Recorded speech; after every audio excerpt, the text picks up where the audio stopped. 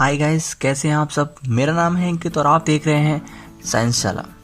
दोस्तों, आज के इस वीडियो में हम क्लास 10th के बायोलॉजी के फर्स्ट चैप्टर लाइफ प्रोसेस के 5th पार्ट को कवर कर रहे हैं और इसमें हम देखेंगे कि ब्रेक डाउन ऑफ ग्लूकोज की क्या क्या प्रोसेस रहती है, उसका क्या पाथवे होता है। ठीक है, तो आपको पता है कि रेस्पिरेशन प्रोसेस में या रेस्पिरेटरी सिस्टम हमारे लिए O2 को इनहेल करके ग्लूकोज का ब्रेक डाउन करता है। ठीक है, तो जो भी हमने कार्बोहाइड्रेट्स के डाइजेशन के बाद ग्लूकोज बनाया होता है उसका ब्रेक डाउन 3 तरीके से हो सकता है। ठीक है, जो कि अलग अलग रेस्पिरेशन प्रोसेस के थ्रू देखा जाता है। तो आज के इस वीडियो में हम इसी को देखेंगे, इसी को समझेंगे। इससे पहले मैं इसके 4 पार्ट और कवर कर चुका हूँ इस लाइफ प्रोसेस चैप्टर के। आप आई बटन पर क्लिक करके उसे देख सकते हैं। दोस्तों, सबसे पहले जो हमने कार्बोहाइड्रेट के डाइजेशन से ग्लूकोज बनाया था, ग्लूकोज जो होता है 6 कार्बन मॉलिक्यूल होता है जिसे हम C6H12O6 बोलते हैं। इसमें कार्बन कितने हैं दोस्तों? 6 कार्बन है। तो ये 6 कार्बन का एक मॉलिक्यूल होता है।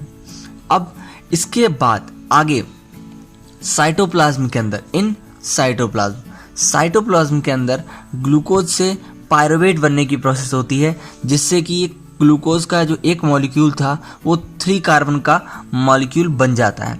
यहाँ पर ग्लूकोज से पायरुवेट में वो कन्वर्ट हो जाता है। ये प्रोसेस साइटोप्लाज्म के अंदर होती है। ठीक है, तो ये प्रोसेस तीनों जो प्रोसेस हैं एनर्जी को जनरेट करने की ग्लूकोज से, उनमें पहला स्टेप जो होता है वो सब में यही होता है। दोस्तों, अब आगे के जो 3 स्टेप हैं वो अलग अलग तरीके के हैं। पहले तरीके में क्या है, पहले स्टेप में क्या है कि अगर ऑक्सीजन एब्सेंस हो तो क्या होगा, अगर ऑक्सीजन की कमी हो, लैक ऑफ ऑक्सीजन, तब क्या होगा, और अगर ऑक्सीजन सफिशिएंट मात्रा में प्रेजेंट हो, प्रेजेंस ऑफ ऑक्सीजन, तब कौन सी रिएक्शन प्रोसीड होगी। इसी चीज़ को हमारे लिए समझना है। गाइस, जो ग्लूकोज का एक मॉलिक्यूल होता है उससे ATPs यानी कि एनर्जी जनरेट होने की प्रोसेस ग्लाइकोलिसिस कहलाती है। ठीक है, तो जो ATPs होते हैं उसे हम एडिनोसिन ट्राइफॉस्फेट बोलते हैं। ATPs यानी कि एडिनोसिन ट्राइफॉस्फेट, ये क्या होते हैं? एनर्जी के छोटे छोटे पैकेट्स होते हैं। ठीक है, जिसे हम एनर्जी जनरेट करते हैं और अपना वर्क कर पाते हैं। ठीक है, तो अब हम देखते हैं फर्स्ट स्टेप में क्या होता है। तो जो फर्स्ट स्टेप है उसमें ऑक्सीजन की एब्सेंट रहती है।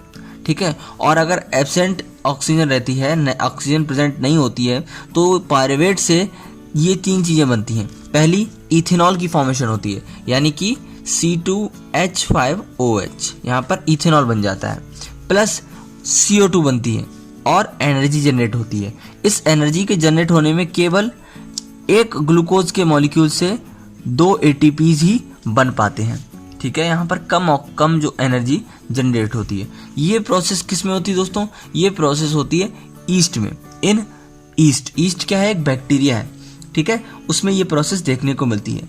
यही प्रोसेस हमारी दोस्तों फर्मेंटेशन के समय होती है। जब हम अल्कोहल, ग्लूकोज का फर्मेंटेशन करते हैं और अल्कोहल बनाते हैं तो वहीं यही प्रोसेस होती है, जिसमें हम ग्लूकोज को, जो हमारा ग्लूकोज वगैरह होता है, जब हम अल्कोहल बना रहे होते हैं तो उसको हम बड़े बड़े कंटेनर्स में दबा देते हैं और ईस्ट डाल देते हैं। फिर कुछ समय बाद, कुछ दिनों बाद उसमें CO2 के बुलबुले उठने लगते हैं, जिसमें पता चलता है कि हमारा इथेनॉल बनके तैयार हो गया है। तो ये वही प्रोसेस होती है, वहाँ पे इसका यूज़ होता है। ठीक है, तो वहाँ पर ऑक्सीजन बिल्कुल एब्सेंट होती है। सेकेंड स्टेप क्या है दोस्तों? गाइस, अगर हम सेकेंड स्टेप की बात करें तो वो सेकेंड स्टेप तब आता है जब हमारे कभी भी जो हमारी बॉडी होती है उसमें अगर ऑक्सीजन की कमी हो, लैक ऑफ ऑक्सीजन हो। ठीक है, तो वहाँ पर किसकी फॉर्मेशन होती है? वहाँ पर लैक्टिक एसिड की फॉर्मेशन हो जाती है और एनर्जी भी जनरेट होती है। यहाँ पर भी एनर्जी केवल 2 ATPs में ही देखी जा सकती है। और ये कब होती है? जब भी कभी हमारी मसल सेल्स में लैक्टिक एसिड की फॉर्मेशन हो जाती है। आपने देखा होगा जब भी कभी हम बहुत तेज़ दौड़ें एक साथ और फिर हमारे पैरों में जो होता है थोड़ा सा दर्द होने लगता है। ठीक है, तो जो मसल सेल्स थोड़ी सी पेन करने लगती हैं, तो होता क्या है कि हमारी जो मसल सेल्स होती हैं उनमें जो लैक्टिक एसिड होता है उसकी फॉर्मेशन हो जाती है और दौड़ते हुए कभी कभी हमारे लिए ऑक्सीजन सफिशिएंट मात्रा में नहीं मिल पाती, तो वहाँ पर लैक्टिक एसिड की फॉर्मेशन होती है और हमारी मसल सेल्स में दर्द होने लगता है। ठीक है, तो ये हो गया हमारा सेकंड स्टेप, ये सेकंड तरीके की रेस्पिरेशन प्रोसेस हो सकती है। और थर्ड है प्रेजेंस ऑफ ऑक्सीजन। इसमें भी 3 तरीके की चीज़ों का फॉर्मेशन हो रहा है। इसमें कार्बन डाइऑक्साइड की फॉर्मेशन होती है, वाटर की फॉर्मेशन होती है और एनर्जी भी जनरेट होती है। ये रेस्पिरेशन का वो पाथ है जहाँ पर 38 ATPs की फॉर्मेशन हमें देखने को मिलेगी। 38 ATPs बनते हैं और यही जो प्रोसेस है वो हमारे कहाँ होती है, माइटोकॉन्ड्रिया में होती है दोस्तों। कहाँ होती है, माइटोकॉन्ड्रिया में होती है।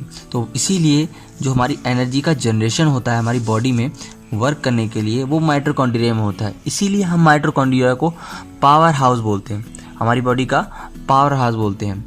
ठीक है, तो इस तरीके से जो एनर्जी बनती है वो उसमें स्टोर हो जाती है, हमें जब ज़रूरत पड़ती है तो हम उसका यूज़ कर पाते हैं। तो दोस्तों ये थे कुछ पाथवेज जिसके थ्रू एक ग्लूकोज मॉलिक्यूल से एनर्जी का जनरेशन हो सकता है, जो 3 तरीके से था, जिसमें एब्सेंट ऑफ ऑक्सीजन थी, लैक ऑफ ऑक्सीजन थी और प्रेजेंस ऑफ ऑक्सीजन थी। ठीक है, जहाँ पर एक में 2 ATPs बने, दूसरे में भी 2 ATPs की फॉर्मेशन हुई और तीसरे में जिसमें प्रेजेंस ऑफ ऑक्सीजन थी जो कि हमारी बॉडी के माइटोकॉन्ड्रिया में होती है, उसमें 30 ATPs का जनरेशन हुआ। तो अगर वीडियो आपको समझ में आई, आपको ये तरीका समझ में आया तो वीडियो को लाइक करें, फ्रेंड्स के साथ शेयर करें और ऐसे ही रेगुलर वीडियोस के लिए हमारे चैनल साइंस वाला को सब्सक्राइब करें। मैं मिलूंगा हमारी अगली वीडियो में, तब तक के लिए गुड बाय।